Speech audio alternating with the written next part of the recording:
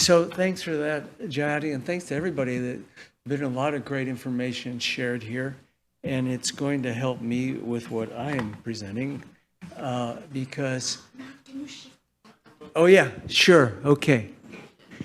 So yeah, it's great to have a conference like this and where everybody can see the gross injustices in the world and how they're perpetuated. I don't think there's really any disagreement on these things, and Jody just filled it with more data. And I want to talk about the other part of the story of what can be done about it, because there actually is more than I think people have done. And I'm not blaming anybody. We've got a lot of battles to fight, okay? And I'm not trying to convince anybody to take any particular one. I mean, you know, and look, going forward, I mean, it does look pretty bad. The latest IMF projections for the next 5 years, 3.1% growth. It's the lowest in 3 decades that they've projected, and, or that it would be, I'm sorry, if it happens. And the high interest rates, Jody mentioned, went up, interest on the public debt in the developing countries went up 35% from 22 to 23, and there you can see the Federal Reserve. And this is another huge problem, right? But the other part of it is that, you know, as Joe Stiglitz said the other day at the spring meetings, you know, these institutions were created in 1944. Not the Fed, that was a little earlier. The institutions of so-called global governance were created in 1944, and the developing world didn't have a voice. And they're structurally so similar, as we'll see in just a couple minutes. And okay, so here's something that was done about it. And again, I think this is part of a two-track strategy. We have to pursue things that we can get right now, even at the IMF, which, you know, I've been fighting for 25 years, okay? And I'm so glad that we won one thing in the 90s, which was the Article 4 papers had to be released to the public unless there was an objection from the country. And so that's what we've used for our papers for most of the time, because they do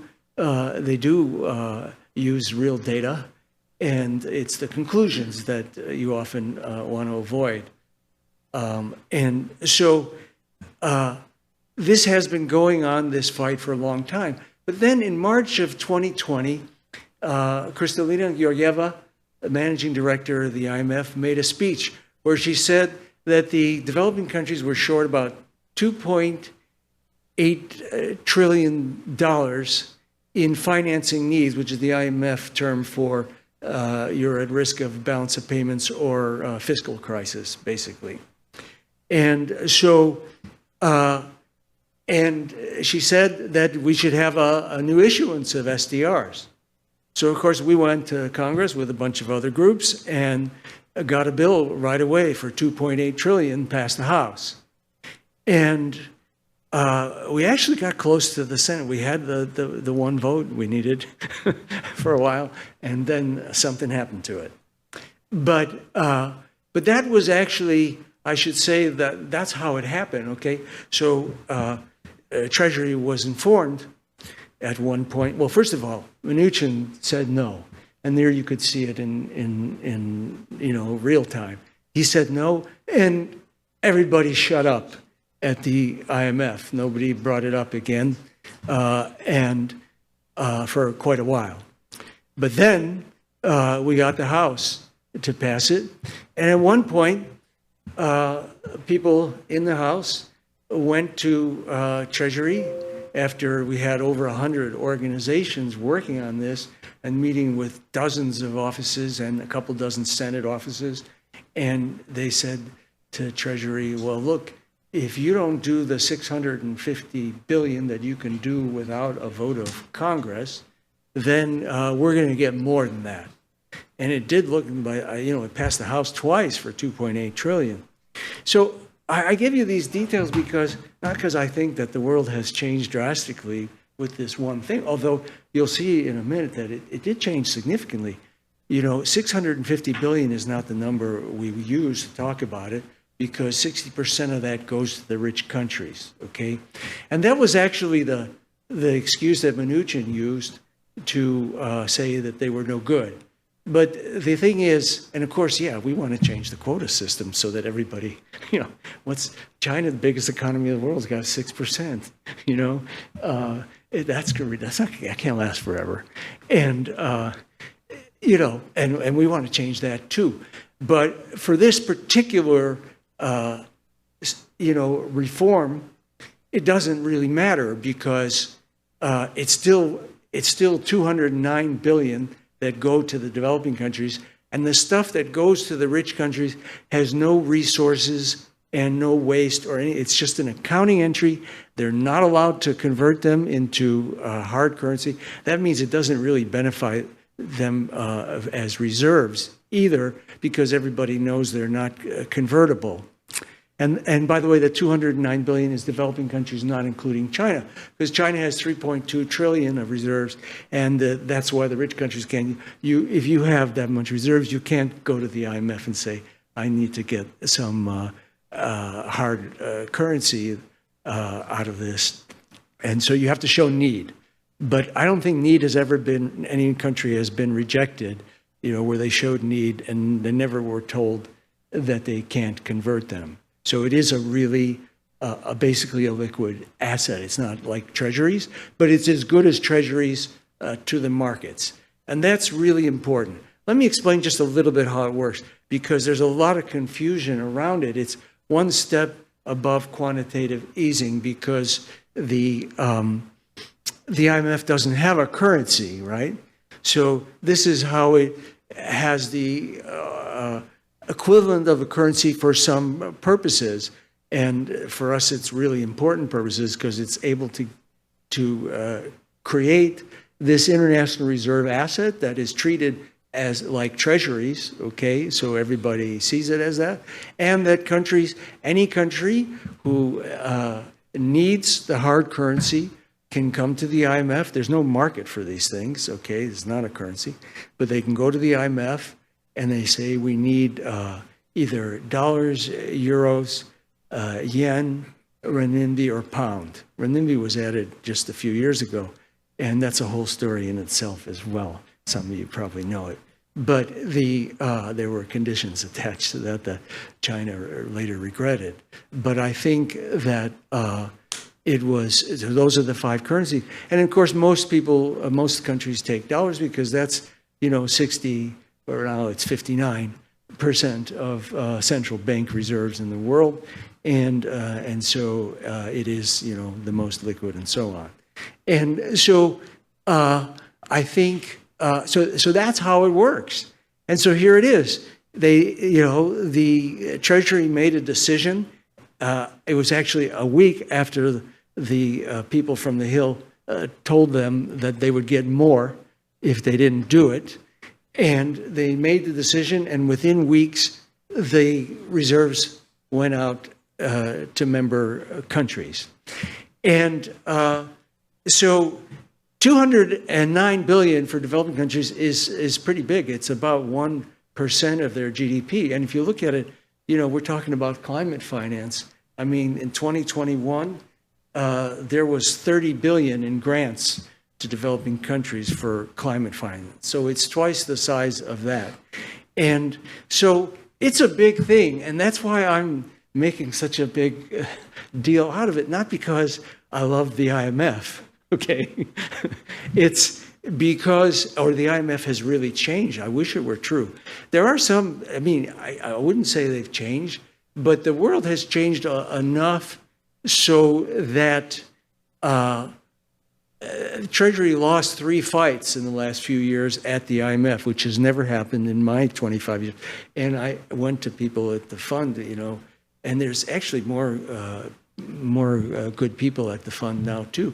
But one of them had been there 30 years, and he said, "No, this never happened before." These three incidents, and one of them was an attempted coup against the managing director. And this was led by Malpass, an actual climate denier on the record, saying that, human activity doesn't... Am I going over time? Okay. they're saying that human activity doesn't raise global temperatures. And so he got this big investigation of allegations that supposedly happened at the World Bank. It was garbage. I went through it in great detail. And in any case, they lost that fight. And, I would like to say that it's because, there's now an independent Europe at the World Bank. But I think, because, oh yeah, a lot of people get this wrong. They think that because the managing director of the IMF is always a European and the World Bank head is always an American, that's who controls the institutions. It's not true. The Treasury has both, okay? And, but, it's still European. And so there was a big 5-hour meeting at the fund. I wasn't there. And this was the board. And they couldn't agree, and so they had to drop the coup. And here's the smoking gun evidence for it, okay? If you look at what happened after that meeting, somebody's going to hate me for this, but it's on the web. If you look at what happened after that meeting, the board put out a nice statement saying, she's doing her job and, she's staying here. And the same day, Treasury put out something that was noticeably less friendly, just to show that, the world, which I thought was kind of dumb because the world doesn't know how this decision was made and the Treasury was defeated. So they basically announced to the world that they lost that fight.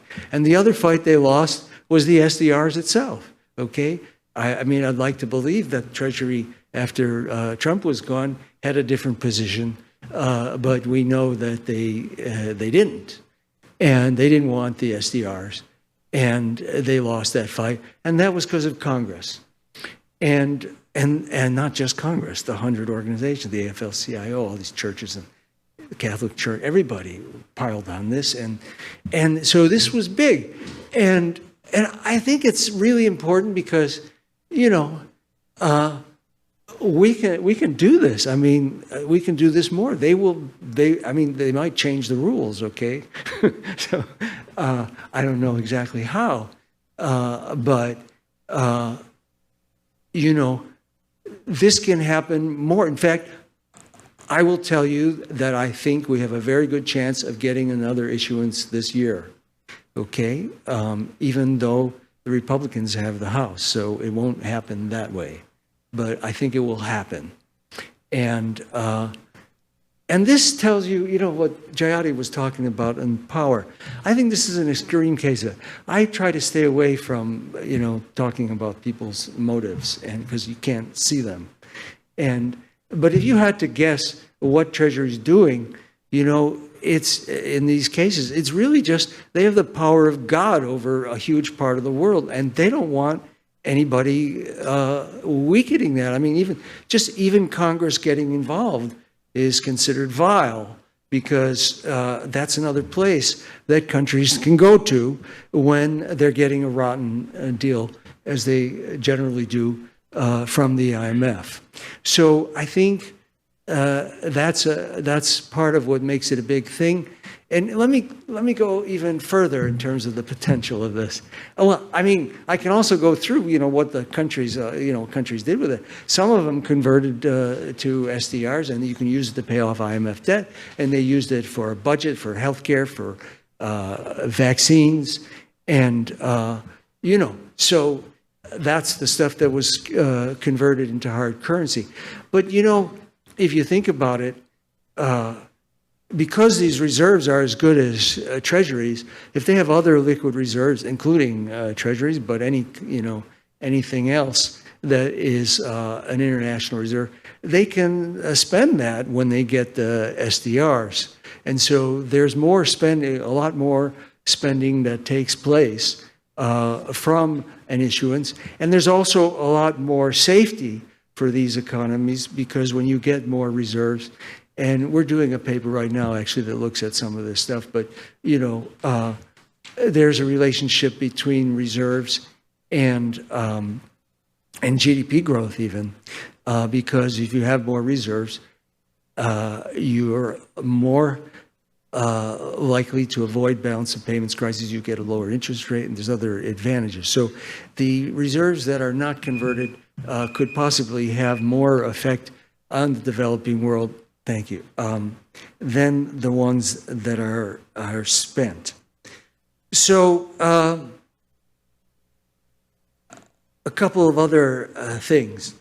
First of all, like a lot of lives were saved. If you look at the BIS studies on the relations between mortality and recessions in developing countries, by their numbers, it would definitely be in the hundreds of thousands that were saved by this, the impact of these SDRs on the economies of developing countries. And there's another, we're coming out with a paper on that pretty soon as well.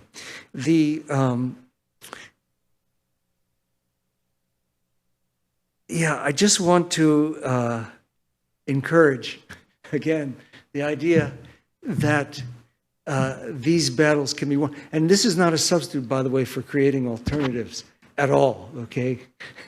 Congress is not an alternative system of global governance. It just happens to have some people in there who agree with us on a lot of these issues, and they can use their muscle. You know, the Financial Services Committee has held up World Bank money at times in the past until they got what they wanted, okay? So there's real power. There's always going to be power there.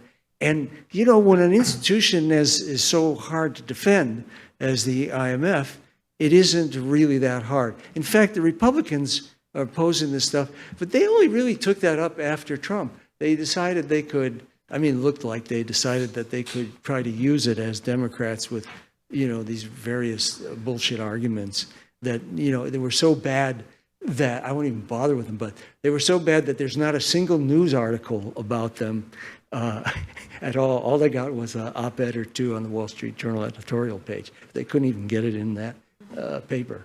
And so it is possible. And let me just give you, because there's a whole hidden history of this. I just want to give you two examples because I've been doing this for 25 years. And so I remember the other two times that Congress intervened, and it was because of a grassroots effort. But the first one was really small. 1998, the Congress held up the IMF quota money on 3 votes, and they forced a commission to be formed, headed by Alan Meltzer.